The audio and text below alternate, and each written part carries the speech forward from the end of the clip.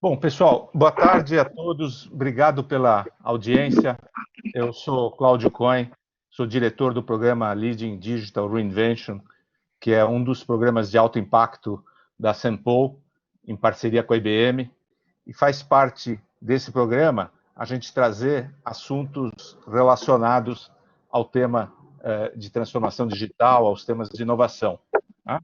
E hoje nós temos conosco dois profissionais de altíssimo nível, tratando de uma discussão sobre os impactos da pandemia nos processos de inovação. São pesquisadores do Centro de Pesquisas da IBM no Brasil, e a ideia é a gente discutir um pouco como a pandemia está colocando em xeque os principais pilares do nosso sistema e processo de inovação. E para isso, nós temos hoje a presença do Bruno Flash, que é diretor do Centro de Pesquisa da IBM. O Bruno é PhD em pesquisa operacional e ele vai apresentar e falar um pouquinho sobre o que é o Centro de Pesquisa, tá? Da IBM no Brasil. E depois nós temos a presença do Cláudio Pinhanês, que é líder em pesquisas em inteligência conversacional do Centro de Pesquisa. O Cláudio é PhD pelo Media Lab do MIT, foi professor da USP, é especialista em inteligência artificial, interação homem-máquina, sistemas conversacionais e ciências de serviços. Então, palestrantes ilustres, eu agradeço muito a presença de vocês hoje aqui. Então, Bruno, passo a palavra para vocês contar para nós um pouco o que é o Centro de Pesquisas da IBM no Brasil. Muito obrigado, Cláudio. Obrigado, São Paulo, pelo convite. Boa noite, boa tarde, boa noite a todos. É um prazer e uma honra a gente poder participar. A divisão de pesquisa da IBM é uma organização mundial. A gente conta com 12 laboratórios distribuídos ao redor do mundo. A gente tem um deles aqui no Brasil, distribuído entre basicamente Rio e São Paulo. Dos 109 anos da IBM, a divisão existe há 75. Ela teve início em 1945, junto à Universidade de Columbia, em Nova York, e de lá para cá a gente se expandiu, obviamente, de maneira bastante forte. Somos hoje em torno de 3 mil pesquisadores e a gente atua de maneira a tentar desenhar o que serão as próximas ondas de tecnologia da empresa. A gente faz isso tanto voltado internamente para os produtos, serviços e offerings que a IBM disponibiliza e oferece aos clientes, como também diretamente com parceiros e clientes com quem a gente desenvolve pesquisa conjunta. Aqui no Brasil, em particular, a gente tem algumas áreas de foco que tentam, por um lado, combinar o skill e expertise do nosso pessoal com algumas das necessidades que a gente enxerga particularmente no mercado do Brasil e da América do Sul. E temos, em torno disso, pesquisadores das áreas de inteligência artificial, de blockchain. Inteligência artificial obviamente, um termo bastante amplo. Então, a gente trabalha em algumas das áreas em que entende serem necessários ainda avanços significativos para que se cumpram todas as expectativas que vêm sendo, né, ventiladas por aí. Eu poderia falar sobre o centro por bastante tempo, mas acho que a apresentação e a discussão em torno do tópico que o Cláudio vai trazer é bastante mais interessante. Estou às ordens, obviamente, para qualquer conversa ou detalhe adicional que você queira discutir. Cláudio, eu passo a palavra agora para você. Cláudio Pinhanês, nesse caso. Bom, primeiro eu queria agradecer o convite do professor Cláudio Xará, né? E a oportunidade de poder compartilhar algumas ideias, na verdade, é quase algumas provocações aí para a gente pensar um pouquinho o momento que a gente está vivendo e como isso pode estar afetando o nosso contexto de inovação, e isso vai ter a ver com como a gente vai sair dessa situação que a gente está, como a gente vai evoluir, como as empresas vão evoluir. Deixa eu compartilhar a minha apresentação. Vamos ver se. Agora sim. Vamos ver se torcer que dê certo. Ok, tá. Então, o ponto aqui é tentar olhar o que aconteceu com os nossos modelos de inovação, que são do ICU, da pandemia, e eu vou argumentar de que eles levaram uma pancada semelhante à que a sociedade está levando, que eles estão sendo, que vários dos pilares do nosso sistema de inovação estão profundamente afetados pela pandemia e pela situação que a gente está vivendo. Tá? Só para confirmar, mudou o slide? Sim. Tá Mudou sim, Cláudio.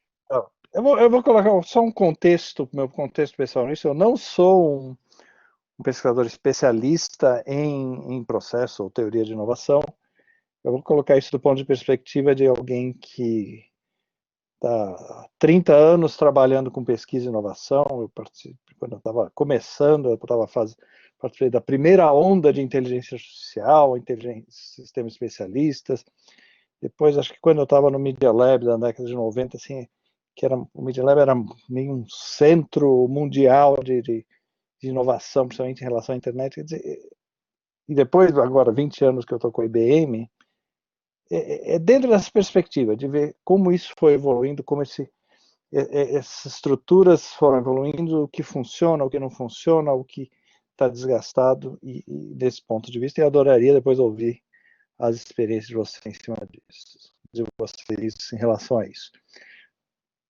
Começar dizendo assim, existe um contexto muito histórico que a gente está vivendo, que é a epidemia e os efeitos dela, que envolve o distanciamento social, o movimento de muita gente para home office, a pandemia global de fake news, tá? A recessão mundial que está vindo, certo? Hoje a gente, inclusive, teve a notícia que o FMI está prevendo 9% de queda para o Brasil nesse ano. E a perspectiva do que a Economist chama de 90% economy, de que, mesmo retomando, setores significativos não vão voltar por um bom tempo, tipo viagem, turismo, eventos. Tá? Então, assim, a retomada a curto prazo é de 90% da economia, segundo o número deles. Mas é assim, não vamos imaginar que tudo vai voltar ao que era. Não vai. Tá? E a hipótese que eu gostaria de explorar nessa conversa é exatamente de que esse processo está destruindo bases fundamentais de como a gente tem feito inovação nos últimos 20, 30 anos. Tá? E lembrando que, embora eu estou falando aí, me referindo como sendo um paradigma do século XXI, quer dizer, muito do que a gente fala em termos, volta lá para o Schumpeter, né, várias décadas para trás, mas quando eu falo de inovação, paradigma de inovação desse século, eu falo essa obsessão com eficiência, o sharing economy, o foco em startups, em venture capital, um lado importante de open innovation, uma questão chave que é o uso de um talento global e muito diverso, tá? E óbvio, o nosso foco, principalmente mais recente, inovação através de modelos de negócios, e uma característica muito importante que tem se acentuado nos últimos 10 anos, que é um foco em celebridades, é uma inovação em volta de celebridades de inovação, que começa lá com o Steve Jobs, mas que hoje, quando a gente pensa em Elon Musk e afins. Tá? O que eu vou fazer agora é tentar discutir e dar alguma evidência de como esses pilares estão sendo erodidos. E o primeiro é essa questão de que essa obsessão com a eficiência, está sendo muito questionado nesse instante, na medida em que todos os negócios, os novos negócios, estão sendo testados em termos de resiliência. Tá? Então, por exemplo, toda essa noção do fail fast e often, assim, muito bem, né? Agora a gente está numa situação que a falha é catastrófica. Tá?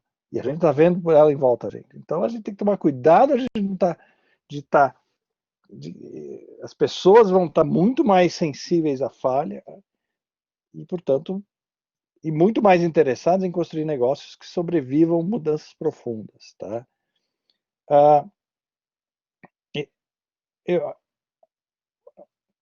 Dentro desse contexto, tá?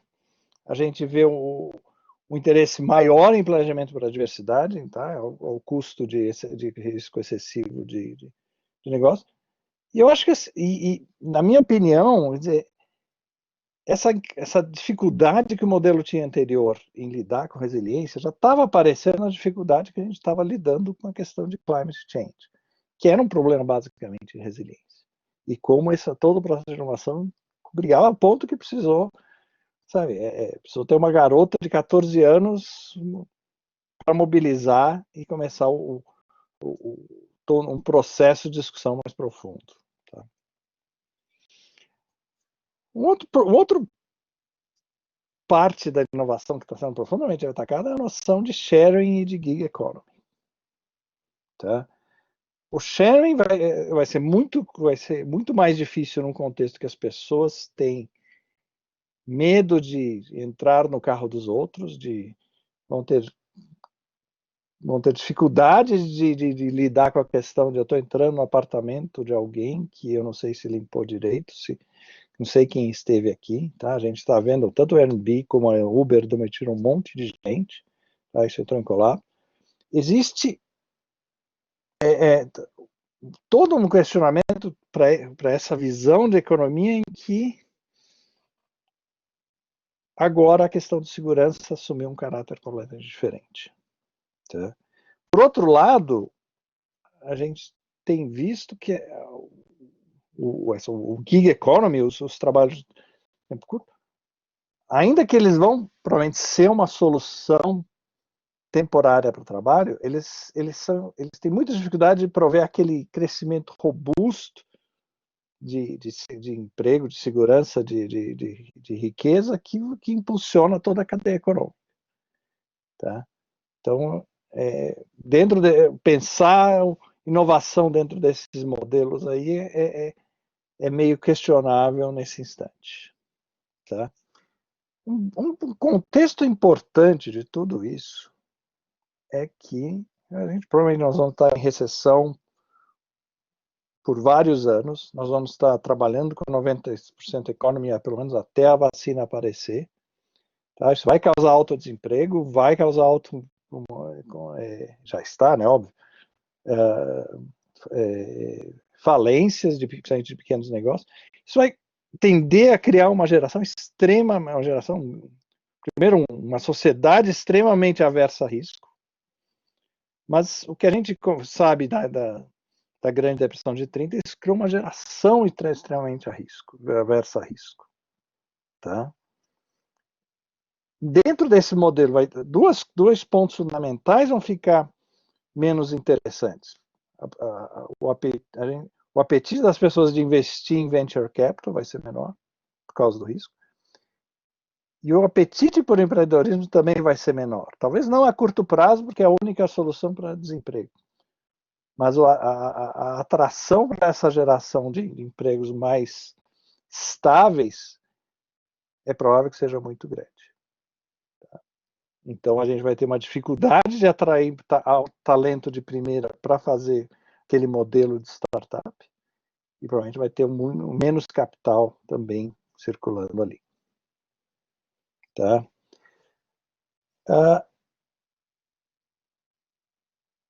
Uma outra dificuldade que a gente vai ter é que o nosso modelo de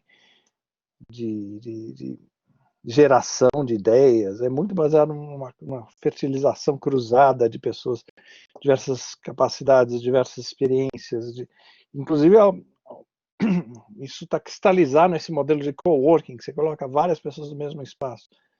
Coworking vai ser muito complicado de ser feito nos próximos anos. Não vai ser muito pouco atrativo, na medida em que esses espaços vão ser mais inseguros ainda do que dentro de um escritório corporativo. Tá?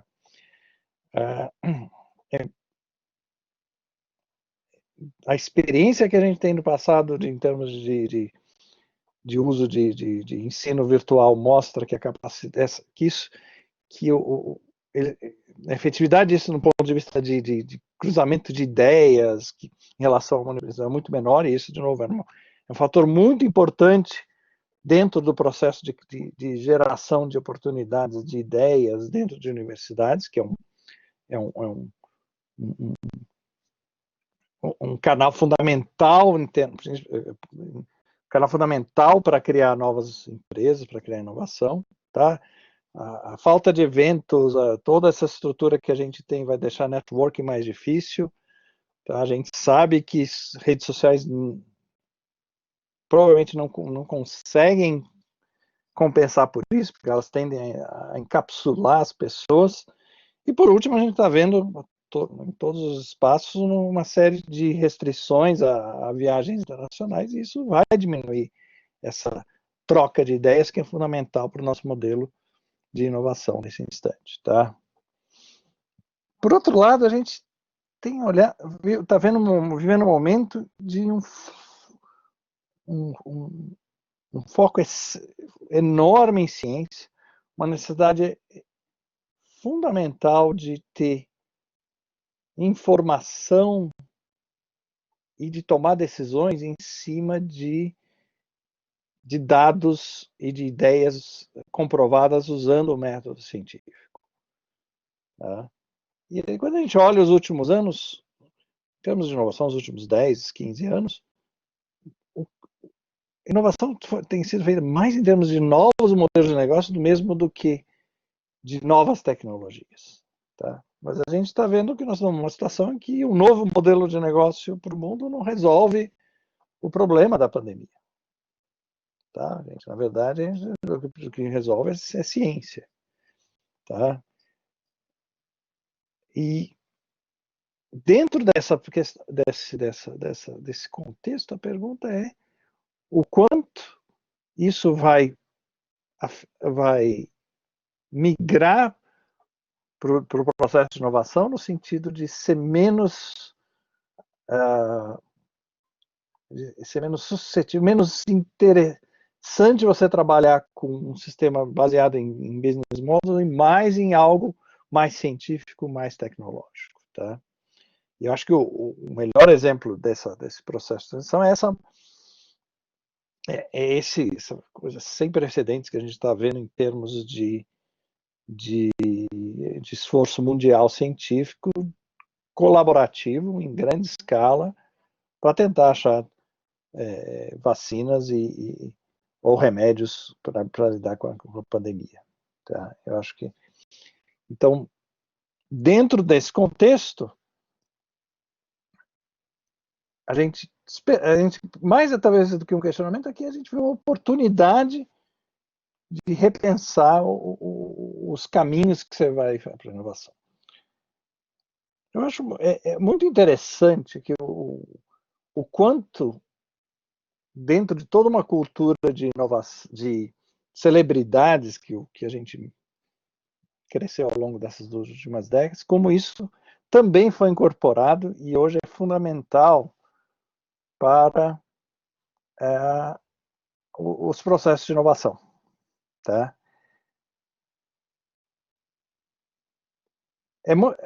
Por um lado, a gente já estava acumulando alguns problemas dessas estrelas de inovação serem problemáticas. Eu acho que o melhor exemplo aí é da Elizabeth Holmes.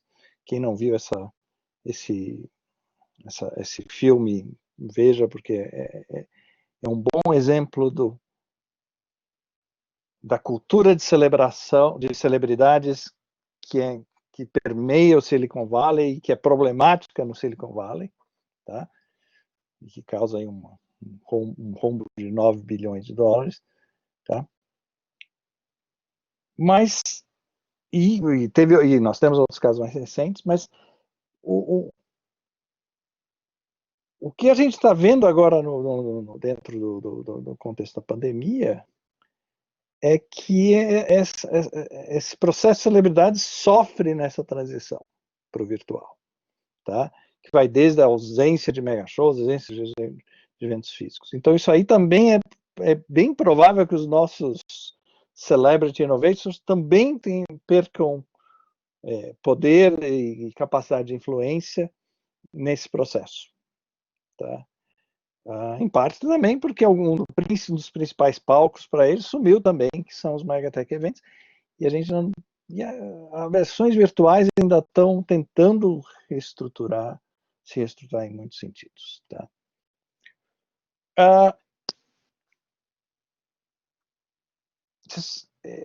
Mas e que evidência você tem de tudo isso? E o que eu tenho visto, tá? É que isso aí é algo que está aparecendo nas principais publicações no mundo ligado à inovação. Isso aí, o MIT Technology Review acabou de soltar um número praticamente inteiro sobre isso. Tá?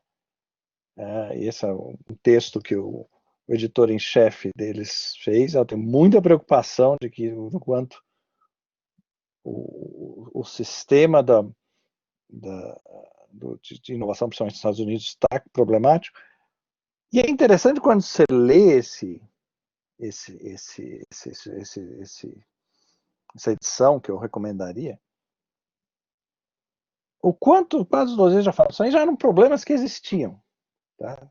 Não são coisas novas dentro do, tá? Mas e aí vem essa observação que a gente tem visto de que essa pandemia tem sido muito efetiva em acelerar os processos de destruição, de realçar os projetos, mostrar muito claro o que já estava dando errado, realçar os problemas.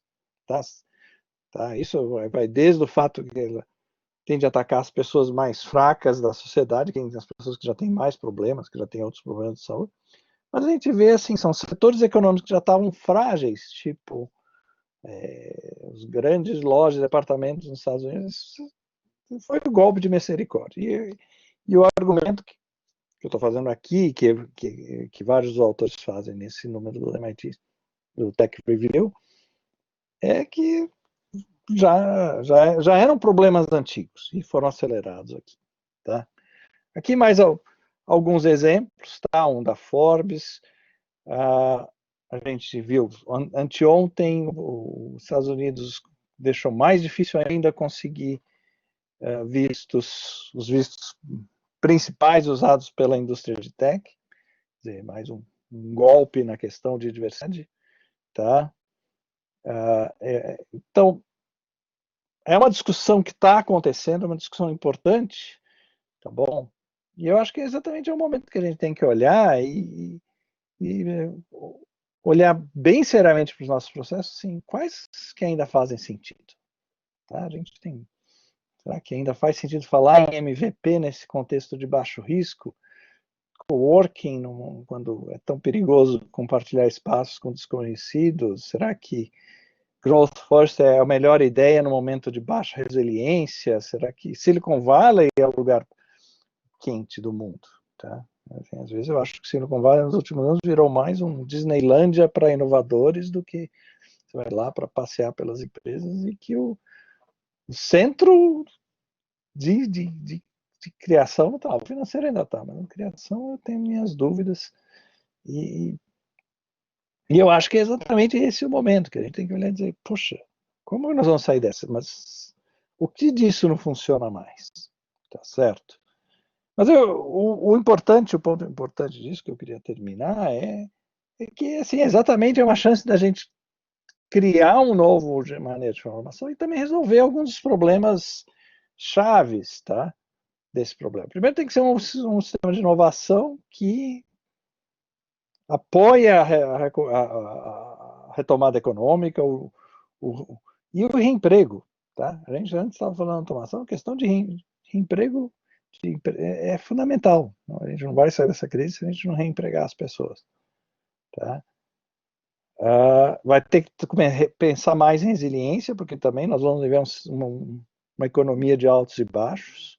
Há um sistema de inovação que lide com essas novas realidades, primeiro, de inclusão e que seja menos dependente no risco pessoal, porque vai ser difícil atrair as pessoas para atividades que envolvam muito risco pessoal. E que, por isso, talvez a gente possa construir usar um sistema que resolva alguns dos problemas, como sustentabilidade, como distribuição de riqueza, que a gente já estava brigando há muito tempo. Eu tenho aí na minha página do LinkedIn, e esse link aí, tem um artigo que resume um pouco essas ideias que estão aqui, tá? Se alguém quiser dar uma olhada. E aí eu planejo lá detalhar um pouco essas ideias. É um artigo curto, para conversar entre essas pessoas, tá? Isso aí é a vista do nosso laboratório no Rio, só para terminar, com uma imagem bem legal que relembra os bons tempos que a gente podia sair e aproveitar as belezas do mundo, tá? Muito obrigado. Bom, Cláudio, obrigado pela apresentação. Pessoal, quem quiser comentar alguma coisa ou perguntar alguma coisa, põe no chat, por favor. E eu discordar também, tá? Minha vontade. Cláudio, eu queria te fazer uma pergunta rápida, toda essa tua reflexão, né? Que ficou claro, o cenário, dado tudo essa pandemia do jeito que veio, inesperada. Por outro lado, muitos processos de digitalização que estavam emperrados aconteceram agora, né? Então, só a coisa básica de ter que conectar as pessoas, trabalharem de casa, muitas empresas que nunca admitiram fazer isso passaram a não ter opção, né?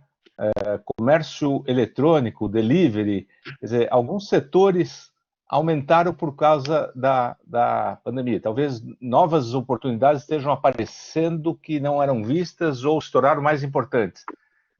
Então, não tem um processo de mover a inovação para outros lados, dado um problema, que, aliás, faz parte do pensamento, né, a pivotagem inevitável causada por uma situação inesperada? Eu acho isso é um exemplo importante de como, de certa forma, esse processo aconteceu, apesar de tudo que a gente falava antes que precisava acontecer antes. Tá? Em certo sentido, também eu acho que assim, a gente atropelou um processo por necessidade, tá? Um processo de adoção. Eu acho um dos exemplos mais interessantes que eu vi foi do pessoal que trabalha com bancos na IBM, e a respeito de como os bancos tiveram de uma hora para outra disponibilizar VPN para uma enorme contingente de funcionários, tá? O IBM teve uma participação, no Brasil teve uma participação muito forte disso, assim, que é uma coisa básica, né? De pensar. Mas eles antes eram extremamente intolerantes com a ideia, talvez por bons motivos, mas de dar acesso remoto a funcionários, tá? Se a gente usar assim, uma definição bem estrita de inovação, isso aí é inovação. Mas eu diria assim, a inovação que estava sendo postergada. Quer dizer, a gente já sabia como fazer isso, sim, tecnicamente. Quer dizer, a parte de invenção da inovação já tinha acontecido. Tá? E ela estava sendo, em muitos casos, adiada por problemas de regulamentação, problemas de custo. Mas, assim, isso já estava acontecendo. Óbvio que apareceram novas oportunidades. Eu acho que quando a gente vê um shopping center organizando os comerciantes dentro para fazer delivery, que era uma coisa que seria impensável 6 meses atrás, tá? Toda a filosofia do shopping center era deixar as pessoas o mais tempo lá dentro possível. Tá? Eu acho que teve inovação. Mas dentro de quando a gente pensa em inovação, uma cadeia um pouquinho mais longa, que inclui invenção, que inclui aí, isso eu acho que não necessariamente não foi o que aconteceu nesse período, exceto, óbvio, em medicina, em algumas áreas de office, né, também, mas não tanto. Tá? É uma inovação que estava acumulada, esperando para se realizar. Tá certo? Não, entendo o teu ponto. Certamente não é o fato de conectar as pessoas, por exemplo, uma grande inovação, mas é um processo, são processos de digitalização, por exemplo, que foram acelerados e que talvez estejam abrindo passos, portas para uma inovação maior, dada uma situação inesperada. E como a situação foi tão inesperada e tão de uma hora para outra, não tem um processo evolutivo. De repente aconteceu uma quebra, uma ruptura, e que fez com que uma série de coisas tivessem que ser feitas diferentes e que eventualmente venham a causar inovação de uma forma diferente do que a gente estava acostumado até aqui, né? Mas eu acho que a gente tem que olhar assim, pega no caso, a sua indústria, né? O exemplo da universidade, tá? A universidade de uma outra hora foi empurrada para o virtual, tá? E a pergunta é, como é que eu encontro, qual é os processos que eu vou fazer para, agora que eu movi para o virtual, repensar a minha universidade dentro desse novo contexto? Será que eu vou fazer isso usando uma garagem? Será que eu vou esperar startups fazer isso? Ou eu tenho que repensar esses processos e dizer quais que são como é que eu como universidade ou como sistema de ensino eu vou fomentar a inovação nesse novo cenário? Eu acho que essa que é a pergunta. Que métodos eu vou usar? Tá? Vou dar um exemplo bobozinho, mas design thinking virtual é muito difícil de funcionar. Por exemplo, esquece com metodologia. A gente tem que usar outras metodologias. Aquilo lá era presencial, era por definição presencial. Acabou. Tá? Então, acho que é essa busca que a gente está e a gente, principalmente, precisar sair dos modelos velhos e dizer, agora eu vou adaptar isso. Não tem muito tempo, muita opção no prazo, mas eu não acredito que a gente possa. A gente vai ter que ter um desapego, a gente tem que desapegar dos nossos modelos favoritos, nossos métodos favoritos de inovação para sair dessa. Eu adoraria ouvir exemplos prós e cons disso que eu falei, seria muito rico. Eu espero. pessoal, fique à vontade de dar seu ponto de vista para o Cláudio. Acho que é uma oportunidade aqui da gente discutir, dialogar um pouco com alguém que está fazendo tanta pesquisa e está nesse meio. Se eu puder fazer um comentário rápido, mas que talvez vá numa linha que, de algumas formas, contrapõe, eu acho, essa visão que o Cláudio colocou, que apesar dos impactos óbvios que nesse momento todo mundo experimenta, esse ainda assim é um evento que a gente espera seja de baixa probabilidade, né? Quer dizer, a gente não vai ter uma dessa, se Deus quiser, mas não vai ter um desse por ano, não vai ter algo dessa magnitude de maneira tão frequente assim, que isso seja permanentemente internalizado pela maior parte da população. Enquanto eu acho que entendo e concordo com os pontos do Cláudio, me pergunto se o ser humano também não tem uma capacidade enorme de esquecer e de delegar esses eventos de alto risco e de baixa percebida probabilidade para outra dimensão. E aquilo no dia a dia passa ignorado até o ponto em que é sumariamente ignorado de fato e a gente volta à vida normal. Tem outros potenciais eventos que eu acho que não são exatamente da mesma natureza, obviamente, mas que são ignorados por praticamente nós todos no dia a dia. O aquecimento global é um desses. um evento, né, é um processo, aí não é um evento, mas é um processo em que o impacto é absolutamente catastrófico, e ainda assim, por uma questão de distanciamento temporal, porque ninguém imagina que isso vai afetar a sua casa amanhã, a gente, na maior parte do tempo, toma decisões como se aquilo não fosse, de fato, algo importantíssimo. Faz algum sentido? Não, eu acho que faz tudo. Eu acho que uma questão chave nessa equação, para todas essas premissas aí que eu coloquei, é o quanto tempo essa recessão vai durar. Sim. Tá certo? Eu acho que esse é um ponto-chave, tá? E isso, tá, de novo, ninguém sabe hoje, certo? Tá? Mas a gente sabe, por exemplo, que a indústria de aviação demorou 5 anos para se recuperar do September 11. Tá? Foi um evento comparativamente muito menor. Tá? Muito, muito menor. Tá certo? A gente não tem nem, na verdade, assim, a gente não tem nem nesse instante o quanto vai durar esse evento, o evento Exato. pandemia. Tá? A experiência passada é 2, 3 anos.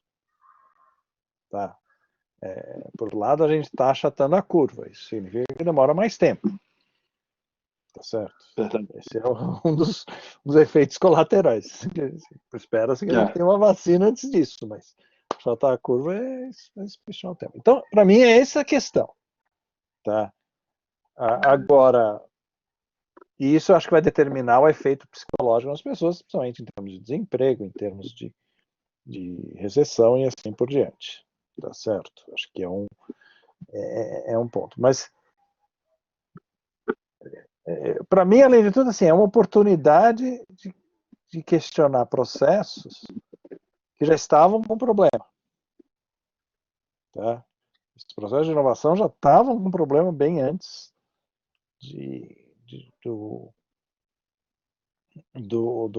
da pandemia. Tá? Isso quando isso tem 2 artigos no MIT Tech Review muito bons sobre isso, de como já haviam problemas endêmicos, inclusive de recursos, de financiamento antes, tá? Eu acho que a gente está expondo. Então, dentro desse contexto, assim, o que eu estou propondo, assim, vamos aceitar que isso vai mudar, certo? E vamos pensar no próximo. Vamos criar o que é preciso. Inovar ou inovação, porque é onde a gente. Esse é o desafio. Cláudio, tem alguns comentários sendo colocados no chat, né? Falando de inovar e inovação, né? A Olga escreve: achei bem legal esse ponto de vista e confesso que é bem diferente do que tenho escutado, o que nos leva a fazer algo muito importante: refletir, pensar e repensar.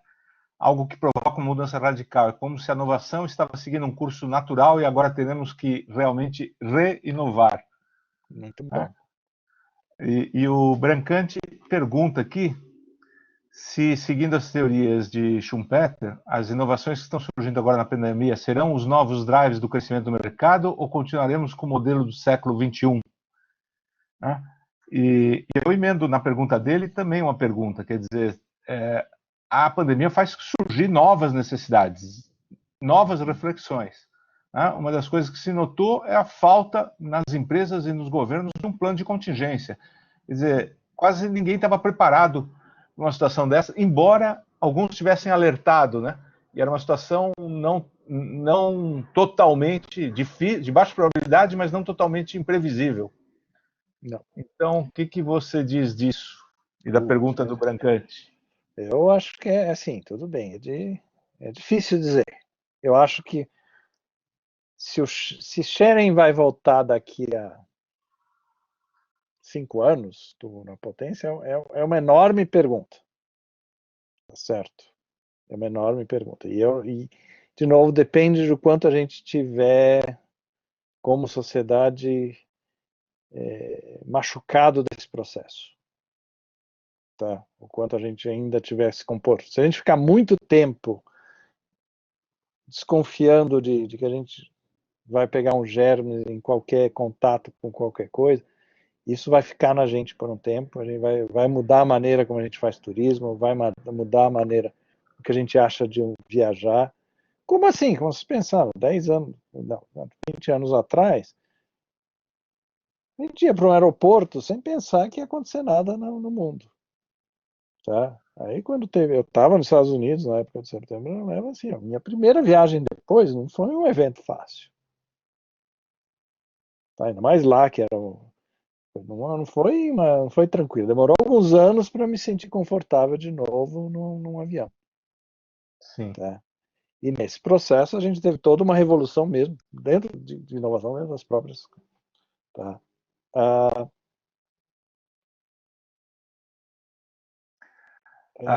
Eu estou tentando me lembrar a outra pergunta, desculpa.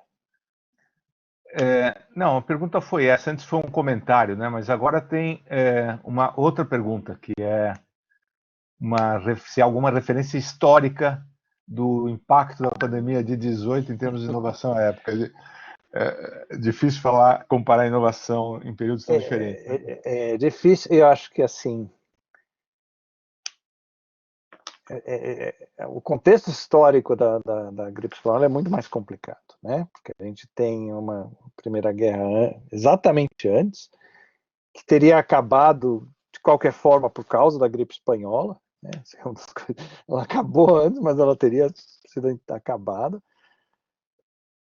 E aí logo não muitos anos depois, principalmente quando a gente pensa em coisa, a gente tem uma grande recessão. Agora, tem que lembrar que a década de 20 é uma década muito disruptiva, do ponto de vista de comportamento, de sociedade, mesmo de invenção. Tá? Isso a gente. Tá? Agora, em termos de processos, aí eu tenho que dizer meu desconhecimento. Assim, eu acho que eu não sei dizer se houve, não. Tá? O fato é que, assim, o que é interessante, por um acaso, uns 5 anos atrás, eu ouvi o professor Tom Malone, da MIT, dando uma palestra sobre preparação para uma pandemia, o grupo que tinha no MIT para olhar isso, de como eles foram olhar em 1918 e como a gente esqueceu o que aconteceu. Tá? Como que quando ele começou a resgatar as coisas que aconteceram naquela época, tá? Agora a gente está mais olhando assim, eu fiquei assim, uau, o mundo parou por 3 anos, não sabia. Não teve beisebol nos Estados Unidos por 3 anos. Teve umas outras condições assim, foi todo. A gente esqueceu. Agora, teve grandes eventos, tem 3 grandes eventos em volta da pandemia de 2018, Primeira Guerra, recessão, Segunda Guerra, então é toda uma outra questão ali. A Cristina pergunta como você vê o impacto dessa pandemia nas grandes empresas, nas líderes do mercado. Tem 2 jeitos de responder essa pergunta. A gente pode pensar as grandes empresas que estão se dando bem com a epidemia e os que não estão se dando bem. Tá? As grandes empresas de aviação estão num problema enorme. As grandes empresas de hotelaria também. Tá? Eu acho que uma das coisas que é possível que aconteça é que, com toda essa questão de risco, primeiro que elas vão voltar a serem vistas de uma forma mais atrativa para empregados, e principalmente para a geração mais nova, para os millennials e assim por diante, como sentido de estabilidade. Então, acho que num médio prazo, eu acho que isso vai ser algo muito positivo e que impacta a inovação. Eu acho que vai ser trazer millennials empolgados para dentro vai ser muito interessante, tá, para essas empresas. É lógico que elas têm mais fôlego também. Muitas delas vão ganhar espaço simplesmente porque elas têm mais fôlego financeiro do que as menores. Tá? Então, não falando por segmento em geral, eu acho que a gente vai estar num momento de concentração. Tá? Como quase toda recessão é um momento de concentração. Tá? E a Daniele faz uma pergunta se você não acredita que as metodologias utilizadas como Design Thinking sofrerão adaptações. Nesse momento, usar empatia, colaboração parece fazer tanto sentido. Eu acho que a gente vai adaptar, porque a gente não sabe fazer de outra forma. A gente vai... Mas a minha impressão é de que se a gente não voltar a ser presencial, a gente vai começar a usar outros métodos de design que funcionam muito melhor no ambiente virtual do que os métodos de design thinking. Então, se você olhar entre os profissionais de design nesse instante, já tinha todo um interesse, por exemplo, em design fictions, em interventions, existe uma série de outras metodologias que, nesse contexto, talvez façam mais sentido de se usar do que o design thinking, que foi assim, primeiro eu dizer, como alguém que sempre teve envolvido com design, assim, a adoção de design, de metodologia de design para processos de inovação foi uma revolução, assim, foi uma revolução, uma evolução enorme. Mas nem tudo, os manuais estão obsoletos, tá? Na minha opinião. A gente vai usar da melhor maneira possível enquanto os nossos designers de ponta não repensam nossas metodologias e trazem coisas novas. Ou adaptam coisas métodos que já estão sendo usados e podem ser feitos. Tá? E Cláudio, o Marcelo traz um questionamento interessante. Se essa questão de concentração industrial na China e a falta de materiais pelo mundo não criará políticas de fabricação local novamente? Processo que, de certa forma, já está até acontecendo nos Estados Unidos, né? Esse ciclo não é um simulador de aceleração de inovações locais? A gente esperaria que sim. Tá? Eu acho que é natural. Por outro lado, quando você começar a isolar as indústrias, né, em países, meio proteger assim, a indústria, a gente vai ter também um incentivo ao mais velho processo de inovação do mundo, que é a inovação por copiação. Tá? Você vai ver o que a outra empresa está fazendo no outro país e pimba, traz para o seu. Tá? Você não compete mais globalmente, você tem lá uma certa reserva de mercado, você vai ter incentivo para cópia. Eu estou sendo bem, quase cínico, mas essa é a realidade. Tá? Que a gente vai ter. Se a gente tiver proteção de mercado, que provavelmente quando você vai fazer essa questão industrial, a gente copia. Certo? A gente teve a nossa lei da informática na década de 70, 70, 80, quem estava vivo nessa época viu isso acontecer de uma maneira absolutamente clara. Interessante. Tem outros comentários e perguntas surgindo aqui. A Cris Axé, que, aliás, é diretora de outro programa de alto impacto aqui na Temple, que nos brinda aqui com a presença, ela pergunta se marketplaces não poderão funcionar como viabilizadores de pequenos empreendimentos.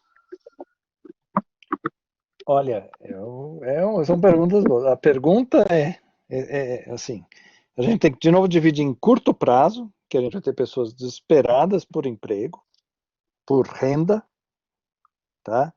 E a gente já viu no passado que, quando a gente tem o desemprego alto, a gente tem um aumento de empreendedorismo, mas muita gente, às vezes, por falta de opção, tá?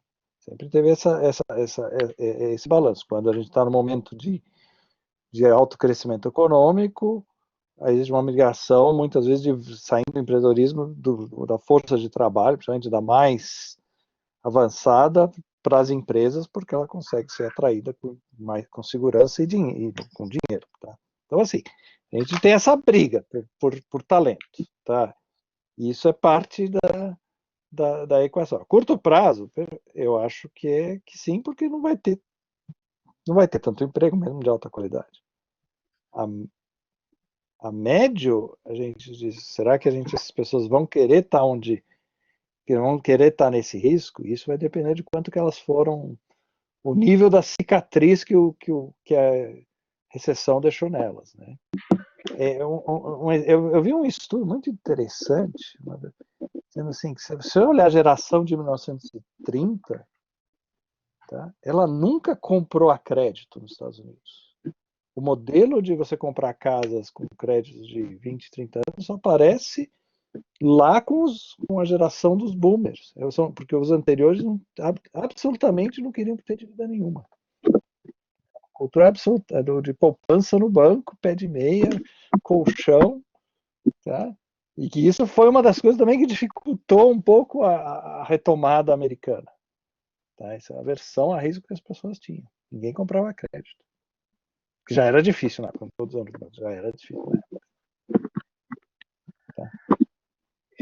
Cláudio, o Reinaldo faz aqui uma provocação bem interessante, né? De que as guerras sempre desenvolveram tecnologia. Você não acha que a guerra contra o vírus não será um propulsor, porém na mão de indústrias inovadoras e não dos governos, como no passado, produzindo um grande desenvolvimento a longo prazo?